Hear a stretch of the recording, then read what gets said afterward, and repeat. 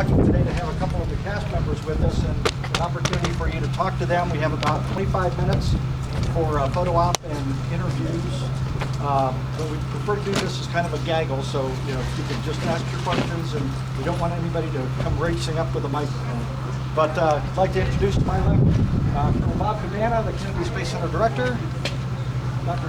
Greene from Massa headquarters, Mackenzie Davis, Nicole the pilot astronaut, and Chiwetel Ejiofor from the motion picture The Martian. So with that, we'll be happy to take any questions that you have. If you can just raise your hand, and so we don't turn this into a total free for all. Yeah, go ahead. You have a question? Yes. Go ahead. Coming off of 12 Years a Slave, how big of this was a transition to something out of space, literally? It was pretty different, yeah. This was a great project. I'd worked with Ridley before in American Gangsters, so I was really excited to talk to him about it. And initially we talked to him kind of very broad terms about it, and then reading Andy Weir's book, and then we got our script. It was just such an amazing merging of fact and fiction that I got really excited about this idea. And the ideas of course, going to Mars and the advancements that have already been made, and it just seemed like a deeply interesting thing to mix, and then with Ridley's sort of incredible imagination, and it just became a very exciting, very different Christmas movie, but just as thrilling. What would you say is kind of your biggest trepidation or concern going in, maybe from an ignorance level of just not knowing? I'm not a scientific person. I work in words every day, so I would be completely scared to go into something so scientific.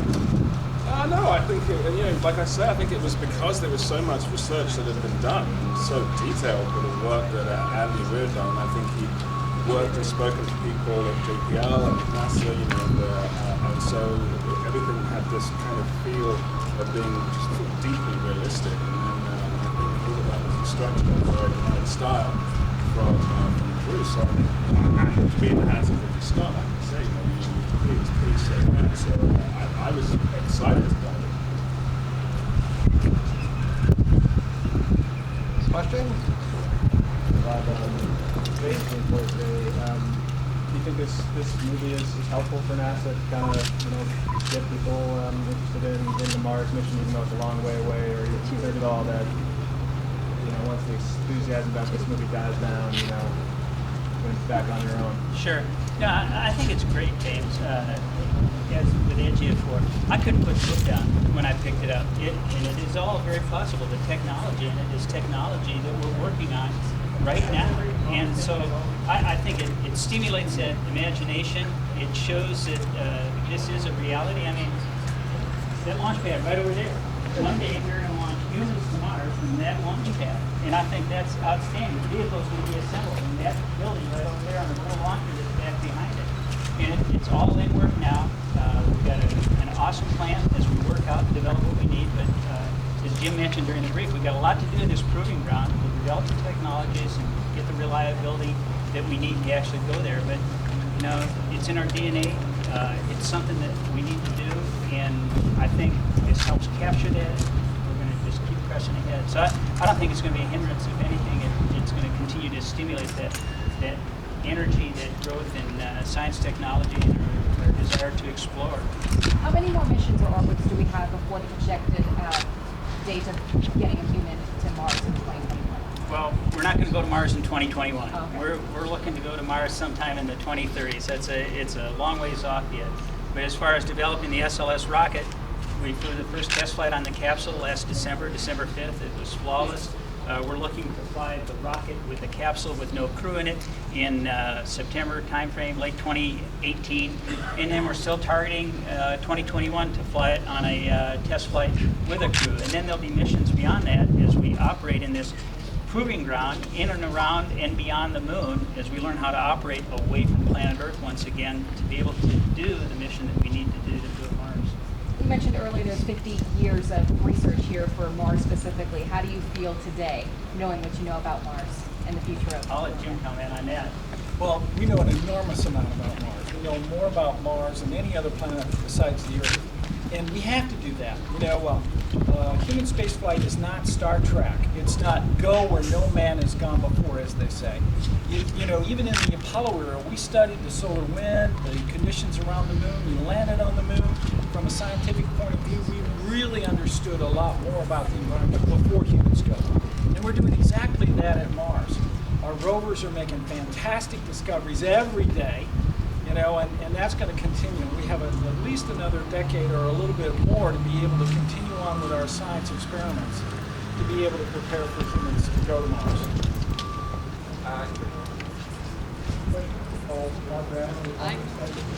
Think about the movies, the continuous flow of the seems to answer is right to death. They're working on the ground and working in space. There's many things moment after moment that you're trying to evaluate later.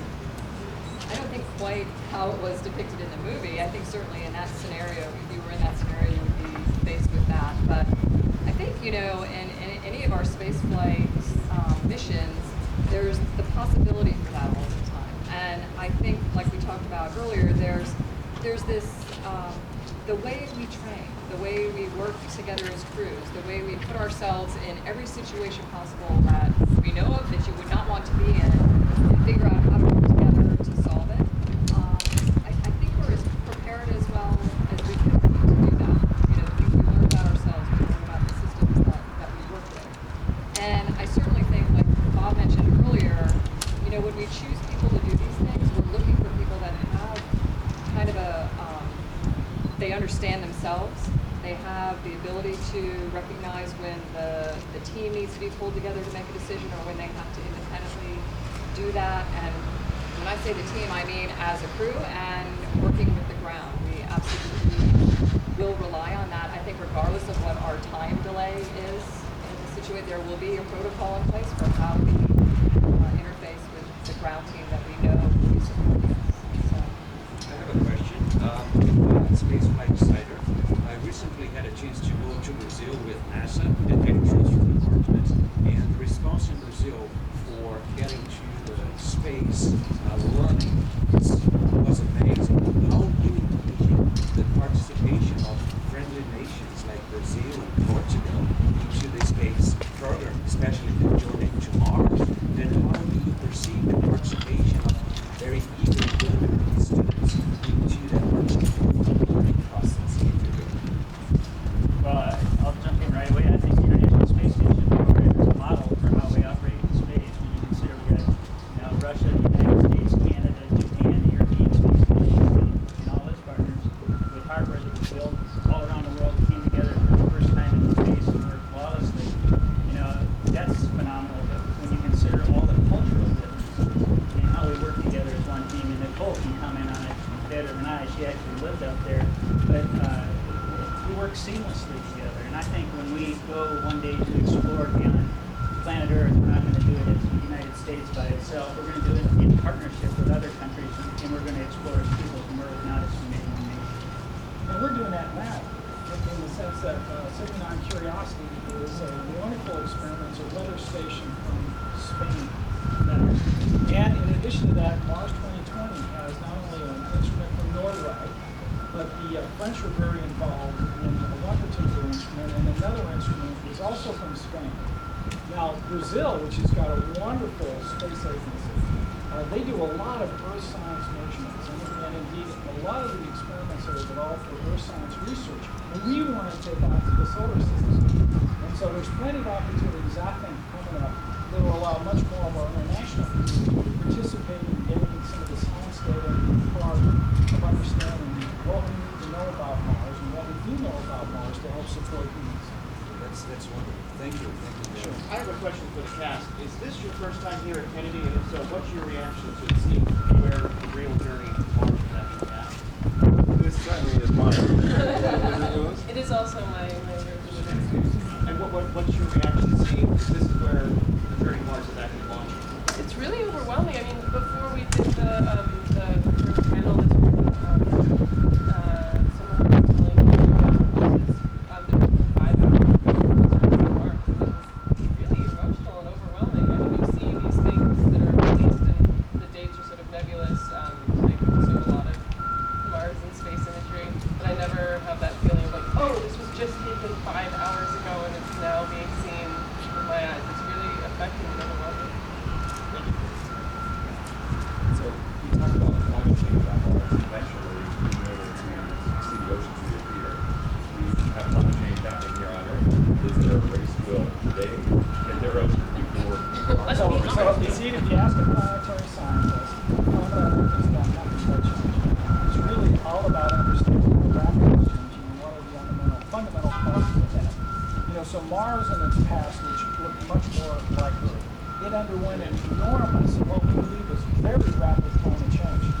We don't know anything about that. You know, it's watching rock records. We want to go there with curiosity. We want to be able to see, here's where the climate change, what conditions on Mars change. We need to know these kind of things. Because what's happening on Mars can happen on Earth. What's happening on Venus could happen on Earth. This is one of the reasons why we're so lucky to have these 3 terrestrial planets with significant atmospheres and things that we want to, it's most like us, that we want to know about because of we're in the same environment. When you think about the average person about needing to leave the Earth and coming to the civilization on the planet, it's mind-boggling, right? So, you say it's crucial. Why? Explain that to the average person. Okay, very good. You know, in the last 500 million years, we've had 5 mass extinctions, one of which we now know was caused by a near-Earth object that hit the Earth, changed the atmosphere significantly, caused a blanket of material at very high altitudes, blocking out the sun. And then the whole cycle, the food cycle, broke apart, and 90% of the species died on Earth over 50, maybe a couple hundred years. Right? We now know much more about the environment that we live in to know that there are many hundreds of objects like that that cross our orbit. Okay?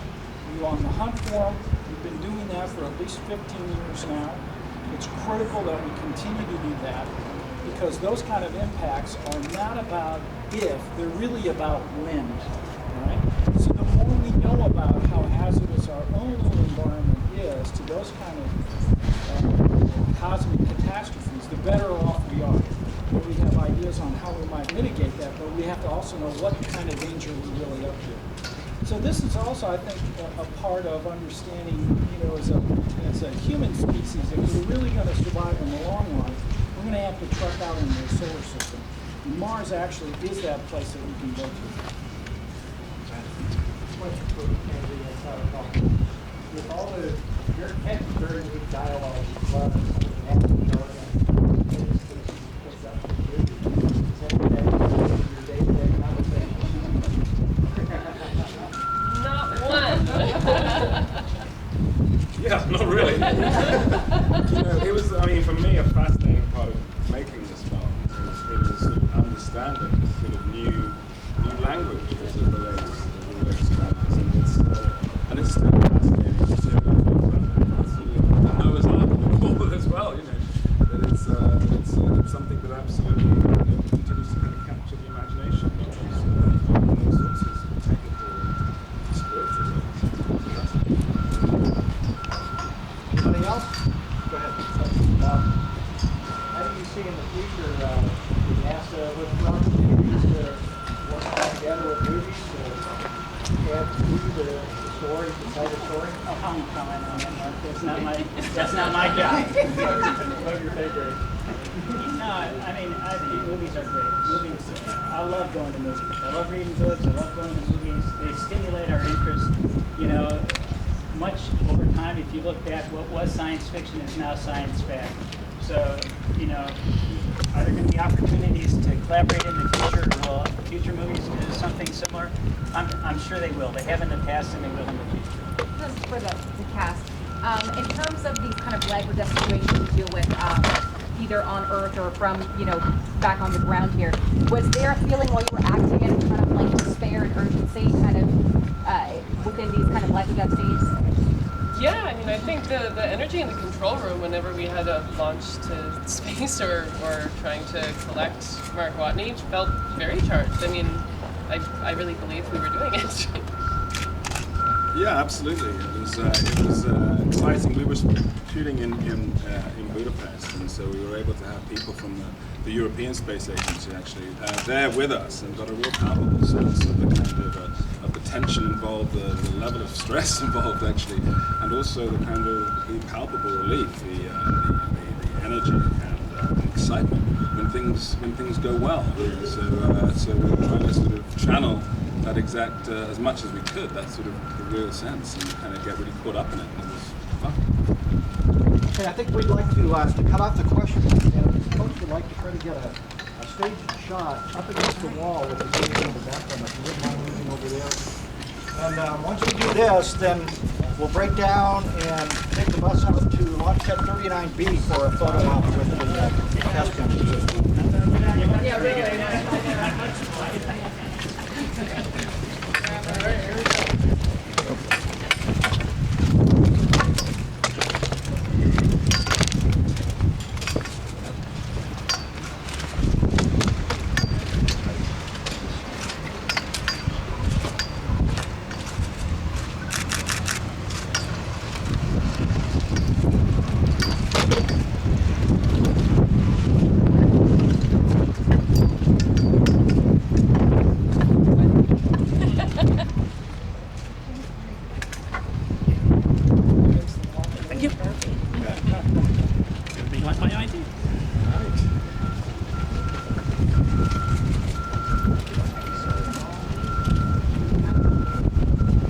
All right, everybody good? Thank you. Please see Brian Evon, and he will guide you to the bus to head out to the launch pad. How you doing? You get much? Yeah. Hey, Mike. Oh, thank you. Thank you. Hope to be able to do some more of it. I don't think we have that. My face is itchy. How are you?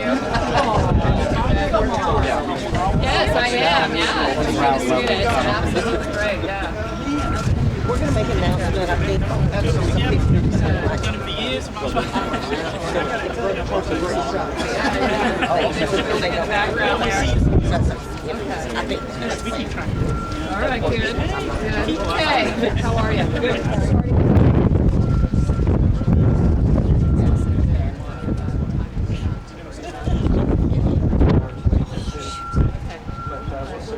Yeah, let's figure something out.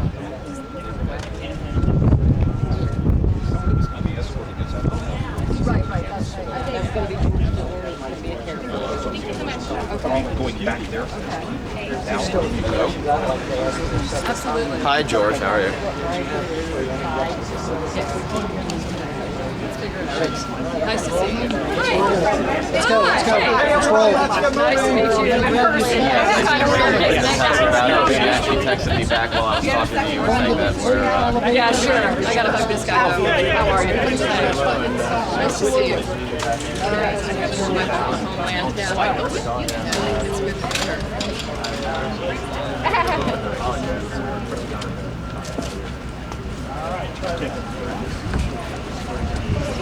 it's okay. It's okay.